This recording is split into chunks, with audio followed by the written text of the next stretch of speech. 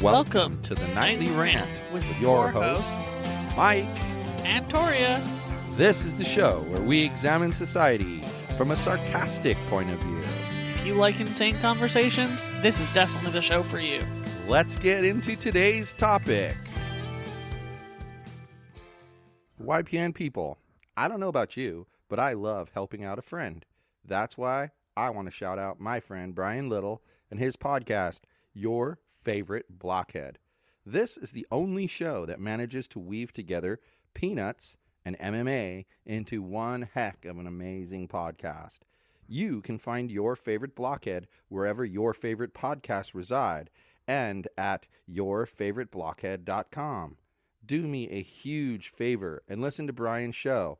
You'll be entertained and you'll help out a friend. Now, as I said, let's get into today's topic. So, we've been joined tonight by our esteemed CEO. He's pretty cute, but he won't howl for us. Mostly because No. I have to burst everybody's eardrums to get him to howl. He's also kind of in a mood, but I'll say Operation Save the Yog of Dogs seems to have worked.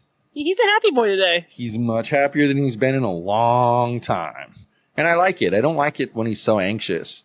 I feel bad for him when he's so anxious. He annoys me when he licks the bed. Yeah. And when he licks everything. That's an anxious behavior. But I love that I dog. think he had forgotten we loved him.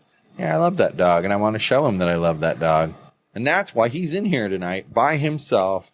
The Miss Brie of Dogs is Elsewhere, locked out.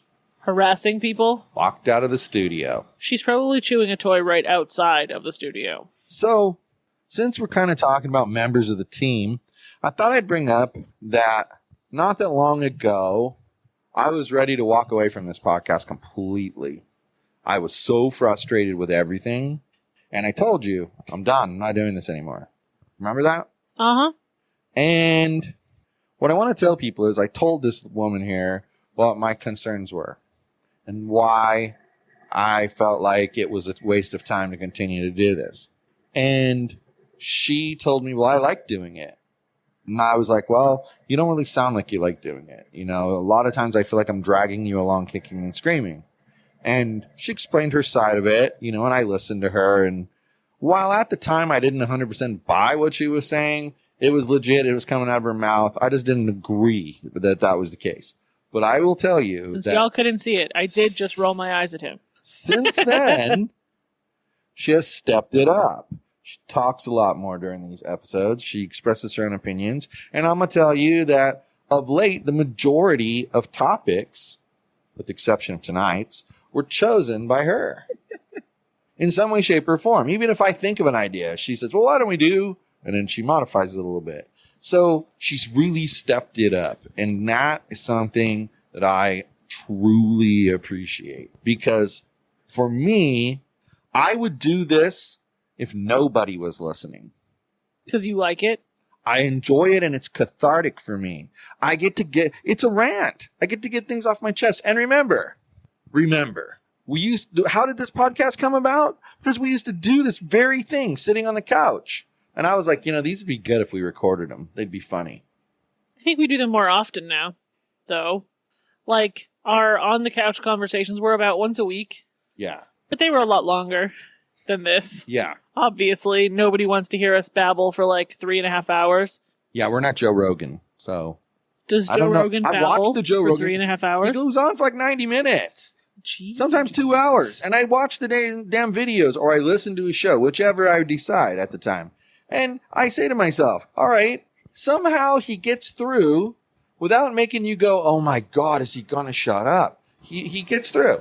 He's interesting. He has a new topic and another new topic. He doesn't beat a topic to death. You know what I mean?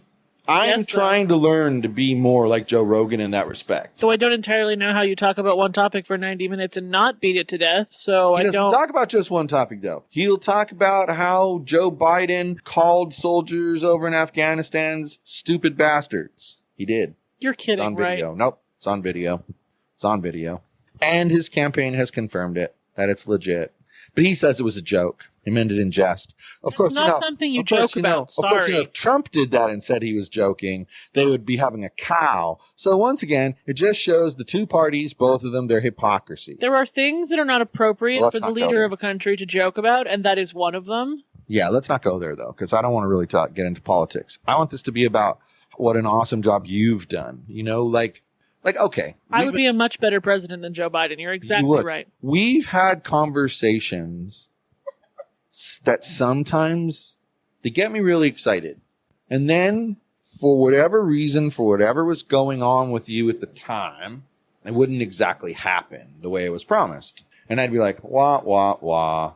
But that really wasn't the problem, because I had been, any response is better than like, I don't see that as a problem or whatever, you know? And it would always feel like I wasn't getting a response until one day I realized something. Just because in my mind, in my brain, and this was a big realization for me, by the way, just because in my brain, things are very compartmentalized. So like, if we're examining, should we buy this house that's over here? Should we buy this one?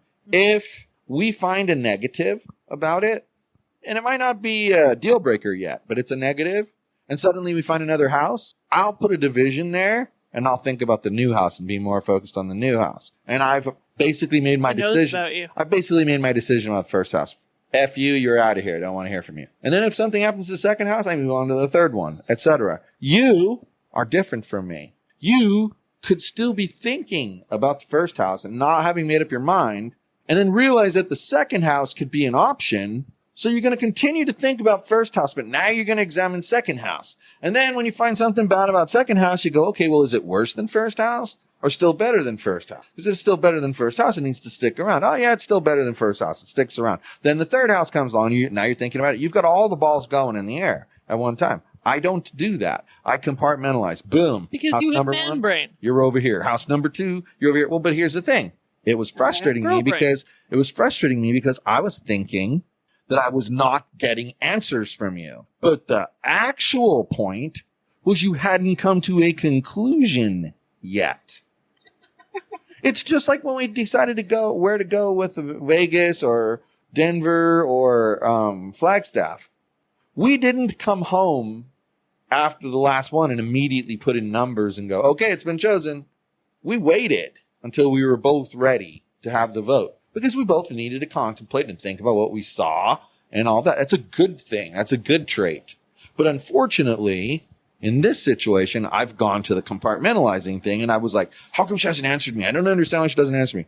She doesn't really want to do this. She doesn't really want to do this podcast, so she would have given me an answer, yes or no. If you really want to do it, how hard is it to say yes? So then you realized when I pushed you and said, I'm done, I can't do this anymore, you realized, well, I better let him know kind of what direction I'm going here, like what I'm thinking. And you're like, I like doing this. I want to do this. What do I need? And then you asked me, what do I need to do to show you that I want to do this? And I told you, try to pick the topics once in a while and talk more.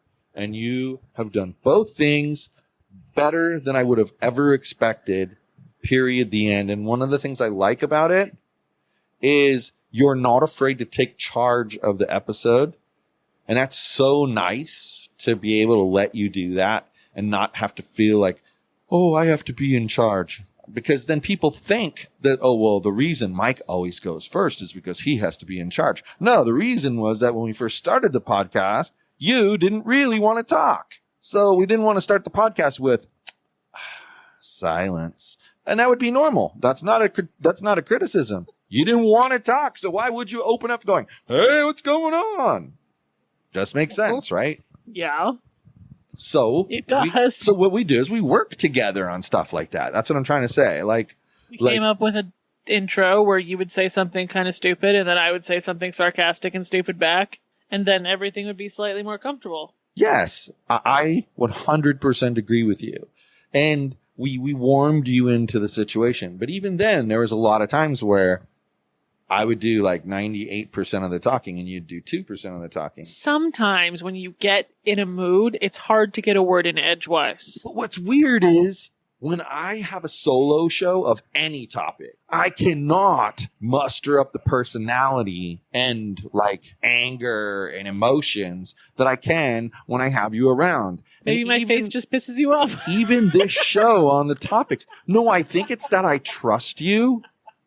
I trust you that if I say something that maybe I shouldn't say, you'll reel me in. You're not going to leave me out there, hang out there to dry. But when I'm by myself, I don't trust myself not to say the wrong thing. Also, are you aware that your hair is purple? Like, did you know this about yourself? Yeah, you should go watch my vlog.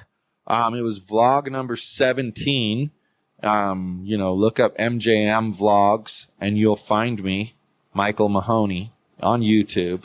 It's cool. I'm gonna be honest with you. It's all about learning how to edit the videos, and that's what the vlogs are about.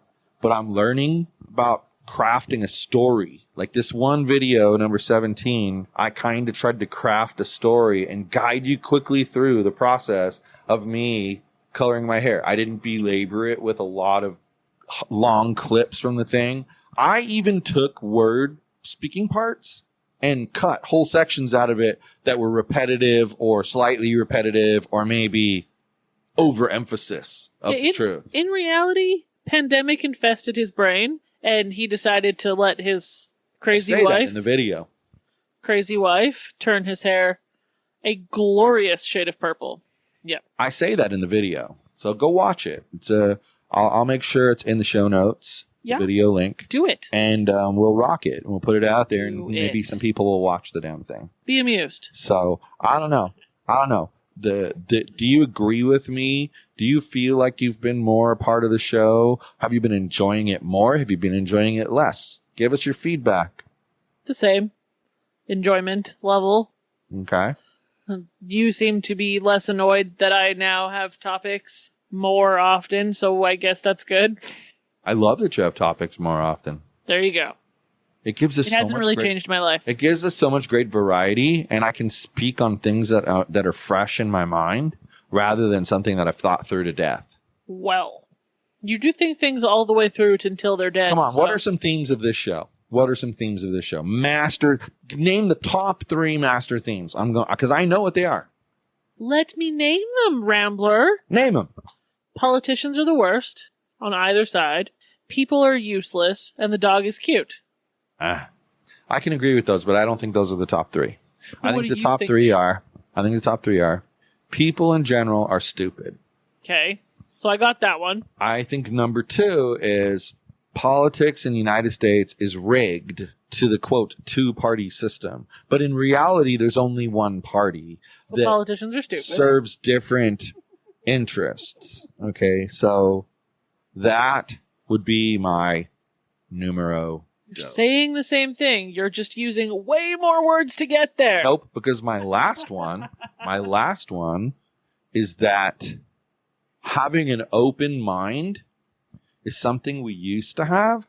You know, way back when it was like when social media first started, I better not block that person because, if even one person changes their mind because of something I said, it'll be a good thing. Today it's like, oh, you don't agree with me? You're blocked. Yeah, people are annoying. So I think that excuse me, our mantra about keeping it real and like not sticking to a political party thing. Like okay, it's interesting, but like George, love George. He is probably one of the purest libertarian people as far as the way he thinks of anybody that I know. Okay. And he's unashamed about it. He just is that way. And that's great. That's how you should be. Right. Okay? You should be like, this is what I think. You shouldn't be like, this is what I think and why the heck don't you think it? You should just be, this is what I think. Okay. Okay? That guy would not believe in universal basic income. A lot of libertarians do, but that guy would not. Okay.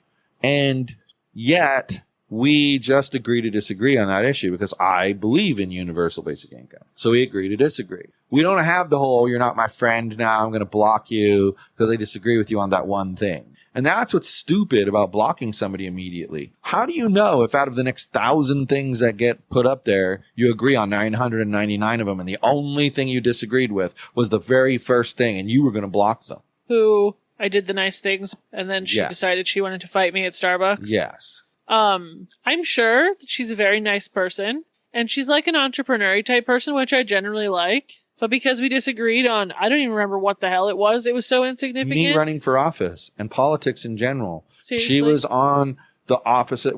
Whatever side we were on with the racetrack on those measures, she was on the other side. Well, like, why is that? Why is a stupid racetrack rezone the end all be all of a relationship with a person? Well, right. Because here's the thing.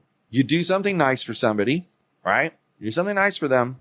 And in return, you don't expect anything. But what you also don't expect is to be treated like dirt. She doesn't have to treat you nicer because you did something nice. But she should remember what kind of person you really are. And I shouldn't be treated poorly. And compare that to what she's thinking about you and realize that she's wrong and shouldn't speak those words out loud. But instead, she chose to. And the other example is, do you remember on the 4th of July, right after I moved here, and we went to that pancake breakfast, and then we met your friend, and then we went to that place that Ash told us to go to with the calzones, and we were sitting there, and that crazy person decided to message me on Facebook and accuse me of sending her pornographic pictures of myself and then block me? Mm-hmm.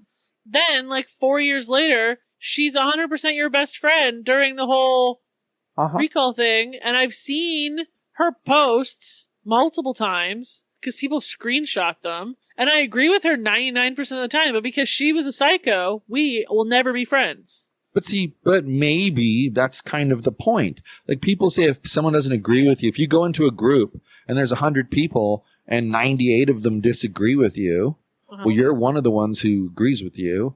So someone else in the room agrees with you. They may not be comfortable coming forward yet.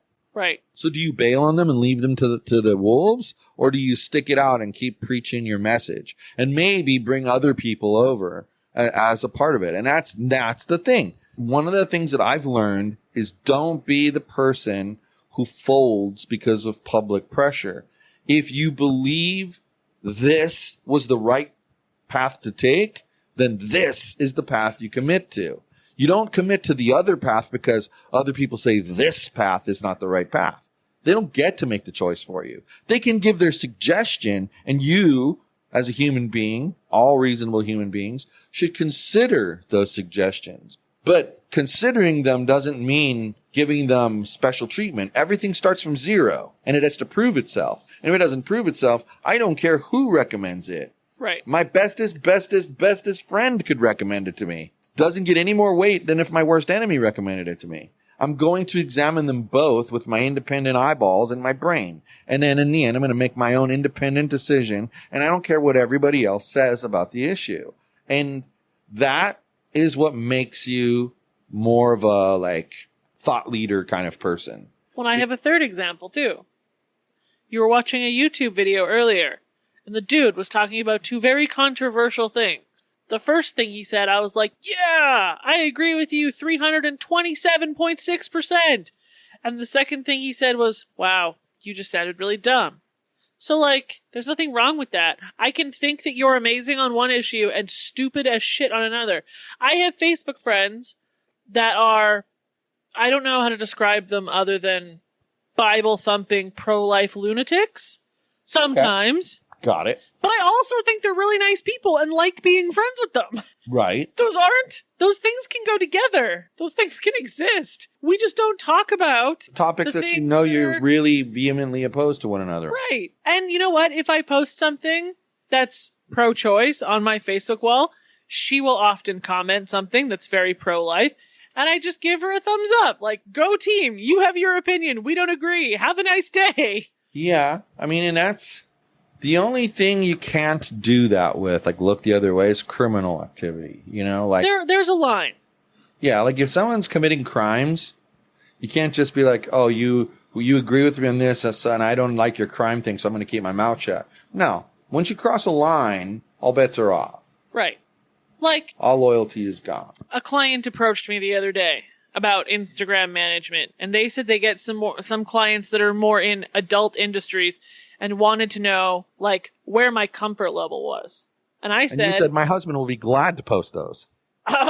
I said I'm comfortable with anything legal because I don't want to get into anything that's illegal, but it also tells you where my boundary is.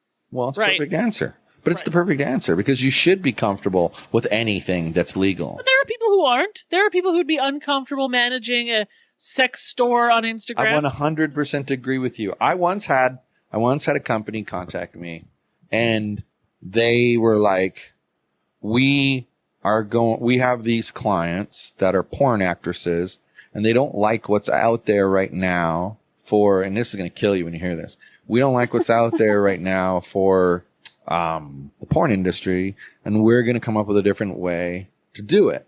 Okay. You know the company Brazzers? Oh my God. That's who it was? And I had to tell them at the time that I couldn't do it because I had little kids that were around all the time, and they wanted me to work during the day. And I had no office. And so one of the things I tried to negotiate was, well, you keep telling me that I can make $35,000 to $40,000. Why don't you give me $3,000 in advance so I can pay for an office? Right. Then I can work for you 80 hours a week. Because it wasn't the topic you were uncomfortable with. And I told them that. It was your children being around that topic at their young age. And I said exactly what you said. As long as it's legal, I'm okay with it. In other words, you're not going to have child porn. You're not going to have snuff films. You're not going to have actual live rapes. That stuff's not going to happen. No, not happening. Exactly.